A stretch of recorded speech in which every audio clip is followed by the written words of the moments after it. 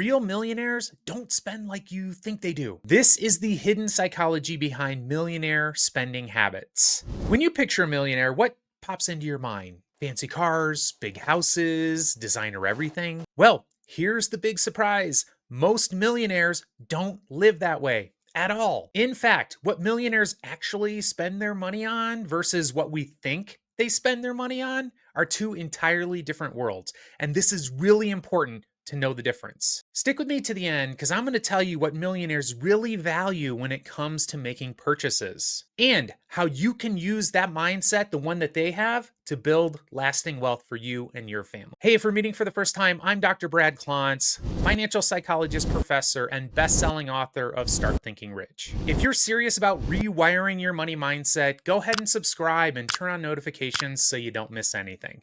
Now let's get into it. When you hear the word millionaire, what images go through your mind? Be honest. What are you picturing? Mansions, Lamborghinis, private jets, diamond watches? If so, you're not alone. And that's the image that we have been sold about how wealthy people spend their money. We see it on reality TV shows. We see it on celebrity shows. We definitely see it on social media, including Instagram. All of this media makes it look like wealth equals excess and flash and luxury. But the truth, most millionaires don't look like that at all.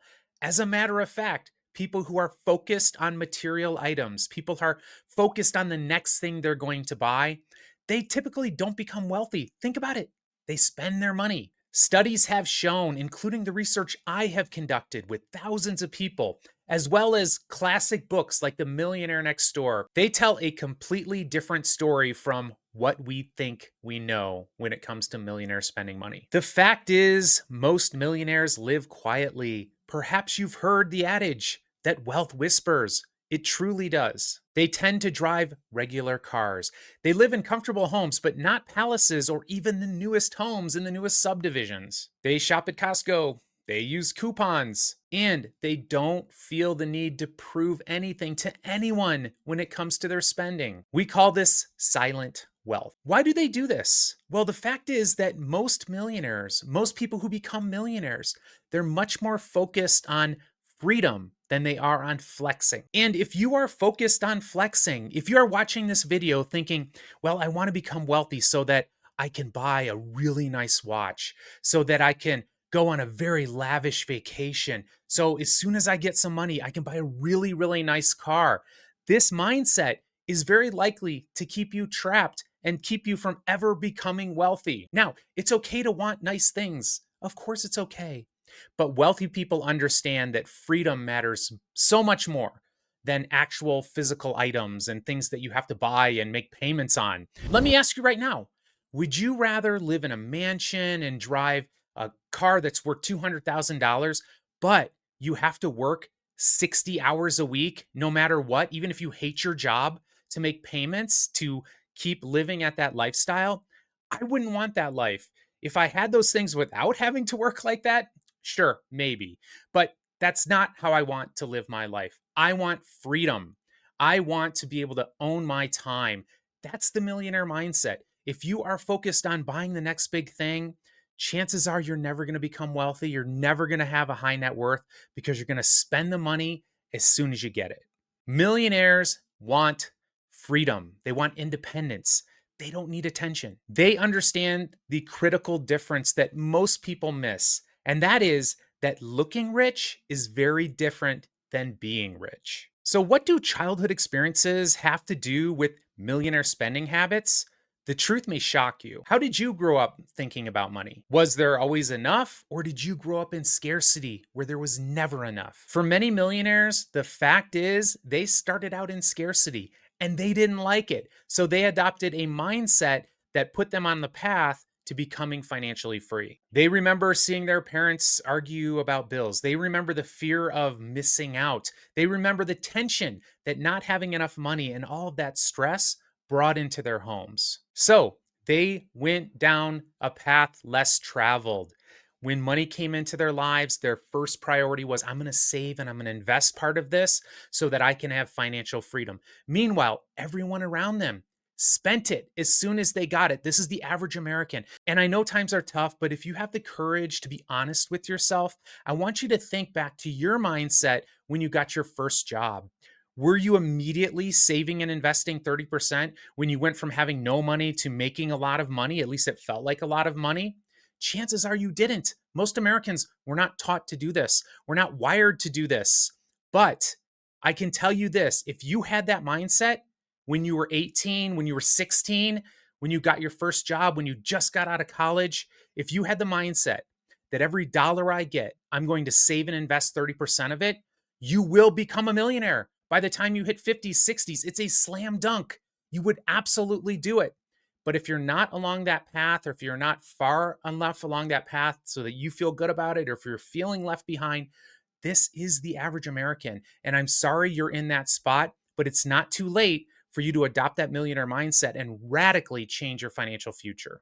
So many self made millionaires did come up with a feeling of scarcity, and that's why they wanted to change it and save and invest for their future. But here's the wild part, once they start to have money, they can't typically just shake that old mindset. It doesn't just disappear, it stays, it whispers. That's why so many millionaires live cautiously, even when they don't need to live so cautiously. Others, though, they take it to the next level and they develop an abundance mindset. And typically, this takes practice. If that self made millionaire does evolve, they're going to start seeing money as a tool. It's a way to create opportunity, a way to create security and peace of mind.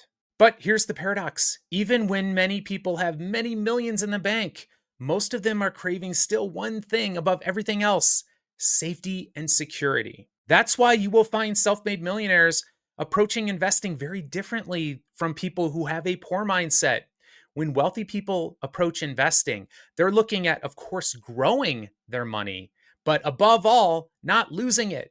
So they tend to avoid unnecessary risks. They diversify their investments. This is the rich mindset. This is the millionaire mindset. The poor mindset is one that says, I'm going to go try to take $1,000 and turn it into $10,000 this year. They're going after massive returns. And I understand why you're doing it. You feel like you don't have enough. You're tired of being poor. You're desperate to change your financial trajectory. But understand this, chances are you're going to lose. That's not how people tend to make money when they're making money. That's not how wealthy people treat their money. They don't roll the dice like that. They look at money as being something that's really important, something that is almost sacred, in the sense that that money invested properly can open the door to an incredible range of experiences, safety, security, freedom, and the ability to help other people. So if you want to become a millionaire, you need to be vigilant around your money. You need to look at it as something that you're going to be saving and investing to give you freedom, so that you can own your time, so that you can do what you want to do with the people that matter most to you, wherever you want to do it. That really is the mindset. If you're focused on materialism, chances are you're never going to become wealthy. Do you want to know what a millionaire's favorite investment is? Here's a hint. It's not stocks or bonds. Here's my question to you. If you suddenly had $1 million, what would you invest in first? Now, most people will think, oh, stocks, and I want to invest in, a new business or real estate. Those things are all great. And quite frankly, if you get $1 million, you should be thinking very much about putting most of that money to investments such as those. But millionaires are looking at a different type of capital that is super, super important. It's something called human capital. So when you ask a millionaire what matters most to them when it comes to investing, chances are, if they think about it, they're going to say, you know what? Investing in myself. Millionaires constantly spend on things like education, on coaching, on personal growth. They go to leadership conferences. They go to leadership retreats. They hire mentors. They study success. And guess what? They read books. Why? Because they understand the simple concept that your wealth and your ability to make money is not going to grow faster than you do. And when they do spend, it's not random. It's not to flex or make themselves feel good or to try to impress others. It's strategic. They spend on things that make them smarter, that make them stronger, that make them more connected. Travel will broaden their worldview. They'll invest in dinners to establish and maintain those meaningful relationships. They're constantly learning, taking classes, reading books to sharpen their decision making, to figure out how they can look at a situation in a different light so that they can become more successful no matter what it is. They don't really see this type of spending as spending. They see it as investing and taking themselves to the next level. That's how they keep multiplying their success. So, when you get money, you should absolutely invest in your financial freedom. My approach to money was always every dollar I got, 30% of it went for saving and investing so that I could become wealthy. The rest of my money, that 70%, of course, that has to go towards your living expenses, but I spent a big chunk of that on investing in myself, on in my development, in my education, in constantly learning. And sometimes it's not just money. Books don't cost a whole lot of money, but it's investing in taking the time to read that book so that you can open your mind and become more successful. What if true luxury had nothing to do with a price tag? What if it had everything to do with purpose? For many millionaires, the most meaningful purchases aren't about ego, they're about alignment. Alignment with their goals and their values, with what matters most to them. They give to causes they care about, whether it's money or time or both. They invest in businesses that not only produce a widget, but make the world better, that improve their communities. Purpose really, really matters. It's actually one of the keys to happiness. Money will not solve some of those deep core issues that we have, that we need a sense of connection, a sense of purpose, a sense that we're doing something good in the world. And people who are the happiest make money doing things that make the world a better place. This is what I would call values-driven spending and values-driven living. It's not about impressing others, it's about expressing who you really are at your core, at your deepest sense of self. That's why you see many multimillionaires become very philanthropic. A poor mindset would say, oh, they're only doing it to save on taxes. We're already talking about rich people. They probably don't need to save all that much money on taxes. They're doing great.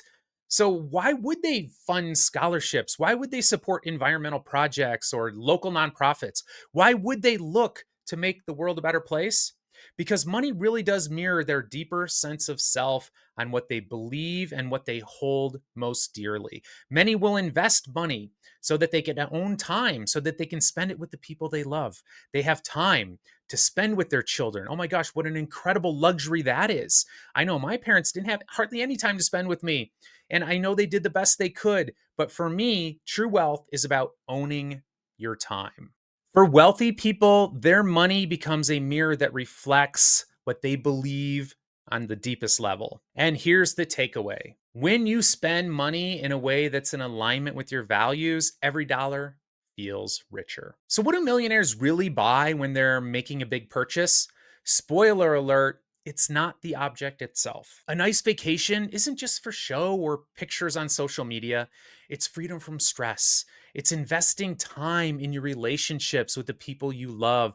It's enjoying new experiences. It's expanding your mind and thinking about things in a very different way by visiting another culture. When they think about buying a home, quite often it's not about the mansion and the fancy stuff they're going to show their friends. It's about a sense of security. It's about a sense of stability, a place that they can call their own, that they can modify, that they can put a pickleball court in the backyard, something that really makes them feel like they have a home base. And if they're flying first class, it's not to take pictures to impress their friends. Quite often, it's so that they can arrive at their place of business where they're well rested, they're less likely to get sick, they're enjoying their experience because they're able to go to sleep. I know I tend to fly first class when I have a speech across the country, and it's not so that I can show off, it's so that I can arrive ready to go, ready to work, ready to make things happen. And that really is the psychology of multimillionaire spending. It's about buying back your life. Millionaires think long term. They think delayed gratification. They play the money game with patience and with purpose.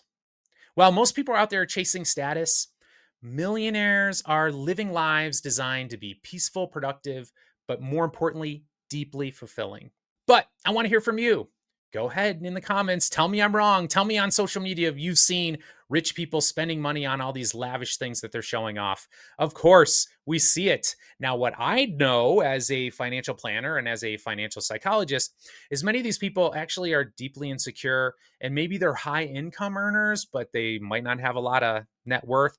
Or maybe this is money that's come to them relatively quickly and they're in the process of spending it. We've all heard stories of celebrities who have gone broke. So when you see people on social media who are addicted to spending and addicted to showing off their spending, just understand this. They are on the road to ruin. I'm not sure where they are in the process, whether they're at the beginning, whether they're nearing the end, or whether they're keeping themselves afloat with credit card debt. But go ahead, tell me where I'm wrong in the comments. I'm dying to read them. The point is this: millionaire spending is not about labels, it's about psychology. The flash and status symbols you're seeing online, that's fantasy. Real millionaires are focused on something much deeper and much more important. They're focused on security, growth. They're focused on intention. They're focused on demonstrating their values. They're focused on owning their time, their most precious resource. They don't spend to impress others, they spend to express. What are their goals? Freedom, adventure, connection with others. But I will say this: you can start living this lifestyle right now. It's a mindset.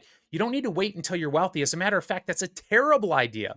You need to focus on, how can I start owning the time that I have to do the things I love with the people I love? How can I start doing that right now? And ask yourself, before every purchase, especially if you're using credit, oh my goodness, does this really align with my values? Does this help me create the life I want to create? Or am I doing this to fill some type of emotional need or to try to impress other people? When you start spending with purpose, you are already thinking rich. Remember, check in the description for resources.